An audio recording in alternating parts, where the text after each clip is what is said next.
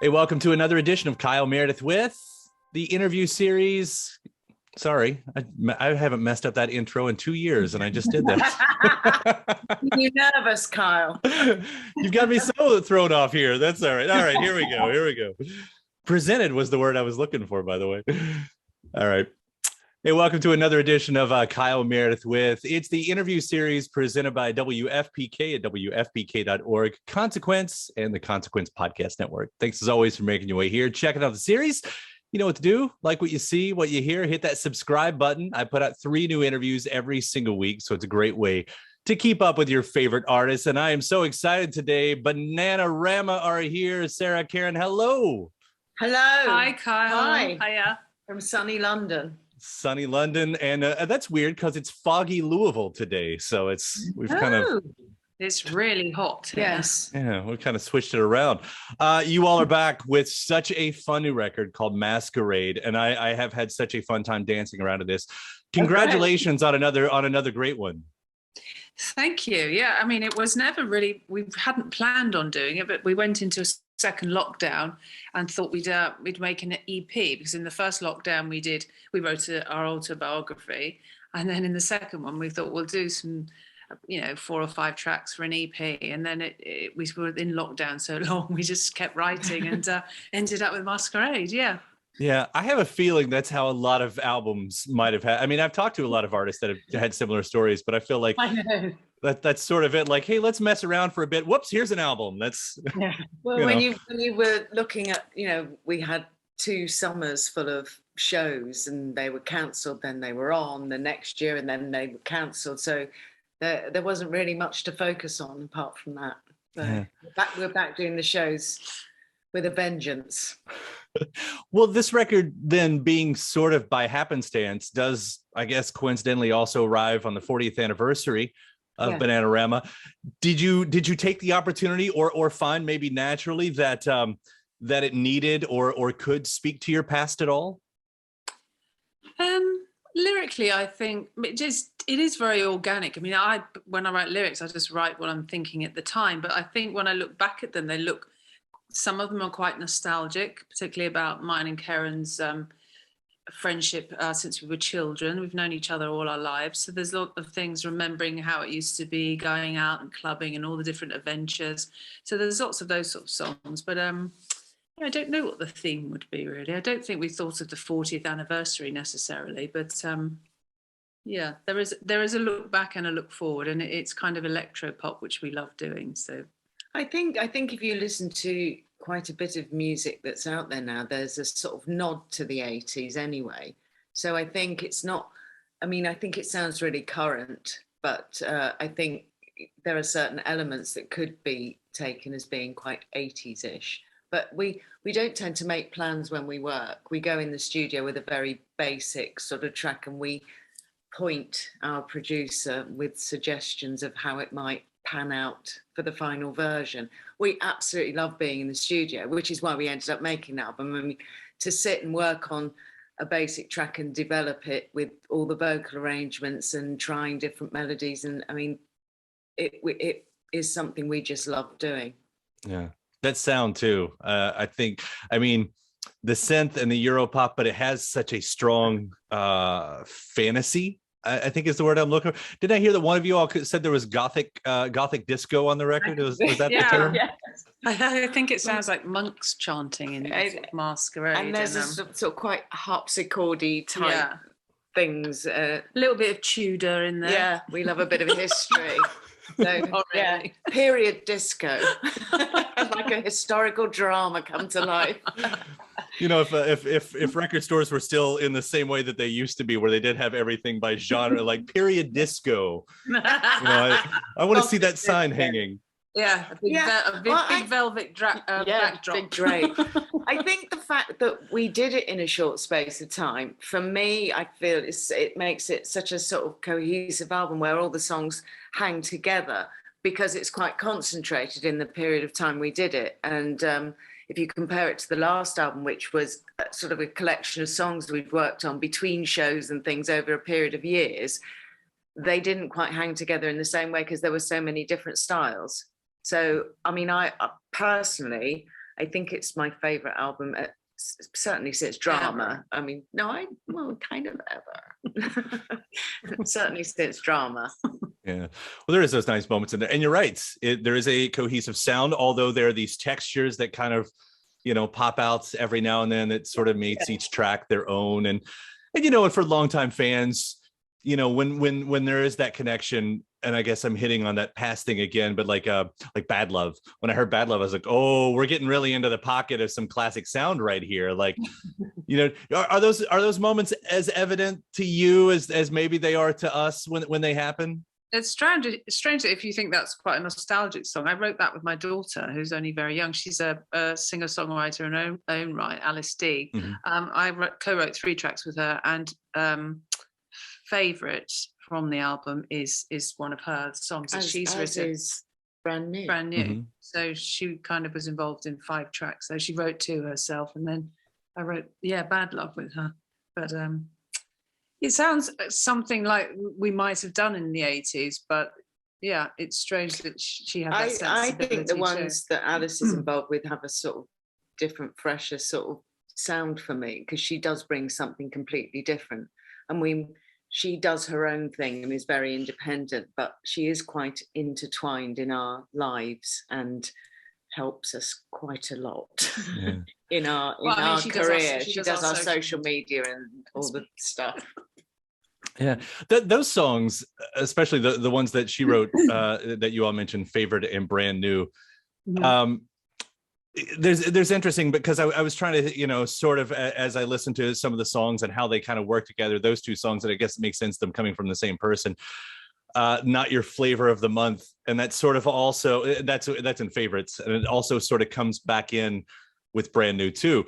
As I listen to this record, there is a sense that, I don't know, it's an album for lovers, I guess. As well, certainly some of the lyrics, I think, for me, it was, I wrote about like past lovers and past friends and how things hadn't worked out. And but you do remember that first time you were together and the excitement of youth and all that kind of adventure. So there's definitely that sort of vibe on the album, I think. Yeah. Has that changed in the way you approach songs like that over the years? I mean, we grow as people. I would imagine that maybe the way you approach any kind of love, romantic or not, has might have changed over the years. I think songs generally reflect where you are in your life at the moment they're recorded or written or recorded. And as Sara said, she writes most of the lyrics, and the ones that she's reflected on in the past, I found very moving. I think there was one she said, Forever Young, which Sara wrote with Alice, very much reminiscing about our life together. And I felt very emotional when I heard it. And I think it's really, really powerful. I think it's always, our songs have always reflected where we are. And I think my favourite possibly lyrics Sara's ever written are Masquerade. And I think that is also a point where we certainly have got to a point in our lives where you kind of do your own thing and care less what people think, and you're comfortable in your own skin. And then there's so much on the news about people who kind of can't be, or are bullied, or you're not comfortable being yourself. And that reflects the time of now and how we feel we've almost got past that. I think they're my favourite lyrics. I think they're my favourite ones you've ever done, Sara. Thank you. You're welcome. But I mean, society has changed insofar as there is that whole inclusivity and diversity, and we're trying to include everybody. It's still a real slog for, a lot of people. But I was kind of exhausted by everything I saw on TV during lockdown. It's like, why can't you just let people live how they want to live and stop judging them and making them fearful? And, we all put on different masks to present ourselves in different ways where we feel comfortable or not. And that was kind of the basic idea of that track. Yeah. I think writing the book as well, when we were doing the book and looking back, you realised how little things progressed. And we experienced it in the 80s being young girls in the music industry, and how things hadn't really progressed at all until the very recent years, when things people started coming out and saying, no, this is not right. And I think there's a point where you think, well, I should have said that, or because we experienced it and we were so used to it with the era we grew up in that you just sort of got on with it, and we were strong in ourselves, but we didn't bring it to anyone's attention. And so that is one of the amazing things that I think has happened through social media and people having the freedom to say what they really think. Yeah, I think a lot of us have, when we look back, even to ourselves, are a little bit apologetic of like, oh, how, but you know what, like, I'm not trying to make excuses, but it's almost like, I think, you know, we weren't equipped until we were, you know, for a lot of that, you know, you know, so it's like, yep.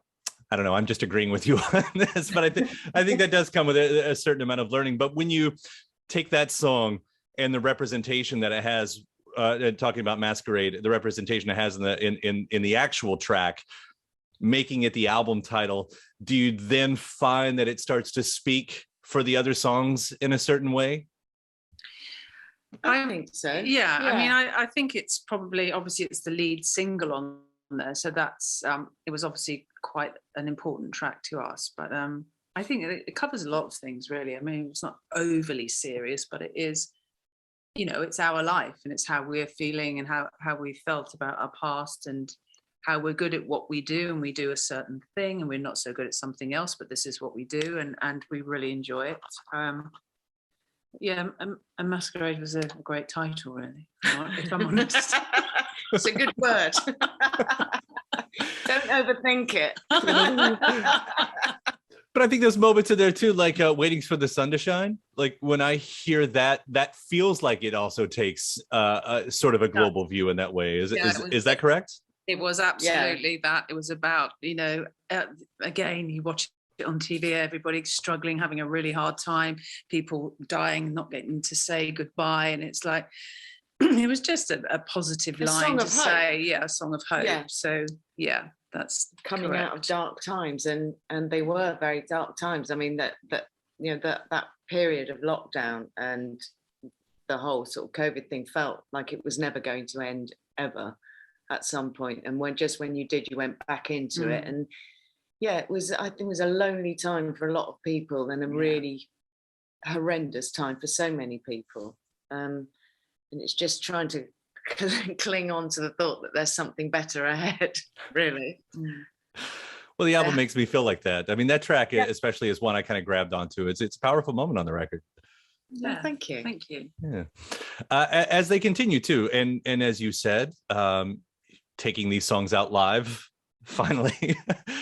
And what that means, I said there, well, I guess what I read or saw in an interview, that there are going to be anniversary surprises all year long.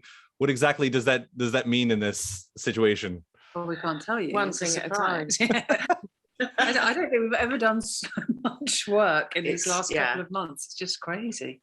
Which is fantastic. I mean, you know, we are incredibly lucky to still be able to work in the way we do after 40 years. Yeah, I think you know, the media over here have really embraced the fact that you know, it's 40 years, so we've been lucky that we've got, you know, a lot of promo going on. But yeah, it's been great. And the Stones are doing 60 years, so who knows?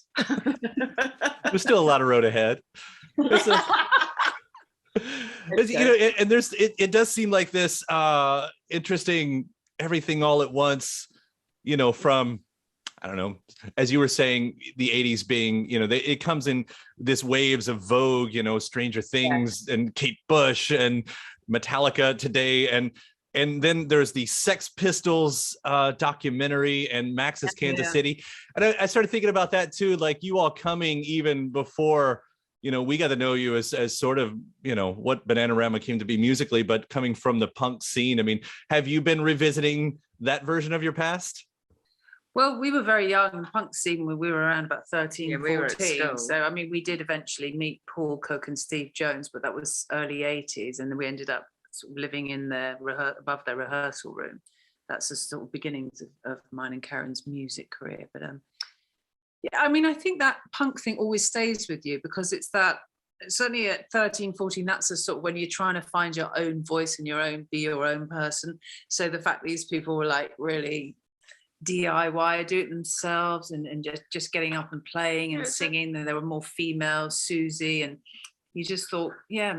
I mean, I don't think we thought we wanted to be in music at that point, because you don't think you know that's the road you can take. I think it was that sort of first taster of the fact that it's not even being rebellious. It's just not having to be like everyone else and having, doing stuff under your own steam and having an attitude. Don't tell me I can't do it, because I can. And that, I think, is the sort of punk ethic that we probably still carry with us to this day. Yeah, don't tell me I can't do something because I'm a girl. Yes, that's what it was. Really. Yeah. It seems like it's served you very well throughout this entire career. And now, I mean, you all, speaking of DIY, I mean, how much is it? Complete control? Are you running everything at this point? I think we've always had quite a lot of control, but obviously we were not a record company, which we now are. So we can self-release and we can choose how we want to promote ourselves and who we use. I think we've been in the business for long enough now to have a team around us that have always worked with us. Therefore, we just pay them now, and they work for us. So I really enjoy it. I mean, I just think it's not that it's taken that long to get control, but now I have a great deal more control, and it's. It suits our way of life now, just to decide what we want to do and when we want to do it. Yeah. Often the vinyl hold up. Yes. Shouldn't that be the way anyway? That's for any artist, It should be. I mean, everything's been sort of a bit crushed together because there was a 7-month delay on pressing vinyl over here. So everything's supposedly because of Brexit. So we had to wait, and doing the sort of promo when we've got loads of shows on and stuff which is why we missed you the other day. But now we get to make it up today, so it's still it's still great. I cannot seriously compliment you enough. This is such a fun record. I hope it doesn't take another pandemic to get you guys to do another record this quickly, though. That's because you're spoiling us already now with 2 records really quick. I know after a 10-year break. Well, we don't make plans, so get a bit of time off, we'll probably do another one. I'm not trying to be that interviewer, like the record's not out, but when's the next one? When's the next one going to come? Yes. I'm just saying that I'm going to be very excited when it does come, and I really do mean that. Well, like I said, we do have other plans in the pipeline, which we won't talk about in case they don't happen. It would be great to come out to the States, because we love being there. Yeah, come out here. The fans are still here. I saw, was it Lorde was covering Cruel Summer the other day? I know. She did it at Glastonbury. Yeah. Oh, that's right. Oh, she had to come over there to do it. Now she's got to come back over here and do it too. That's No, it's always hugely flattering when people cover your music, and Cruel Summer does seem to be the one that everyone goes to. Fantastic to hear it done. Yeah, I think America took it to their hearts more than anywhere else. I mean, Cruel Summer, they really, really loved that song. Yeah, there are some songs that have a certain type of magic in them. I believe that. That's one of those for me too. And I love so many of your songs, but when that one comes on, I go back. I time travel anywhere I'm at. I'm gone. I'm taken from everyone, and there is a feeling in it. Yeah, it kind of doesn't sound like any other song even from that era, I feel. Yeah. And that's what music is about, isn't it? Transporting you back to your memories and happy times, or whatever times you had. That's what it's there for, really, isn't it? Yeah. And I can feel the asphalt and the buildings and just anything that I need to in that song. So it's all there. Thank you all both for the new music and especially for talking about it today. This has been such a pleasure. Thanks, you Kyle. So much. Thank you. It's been lovely.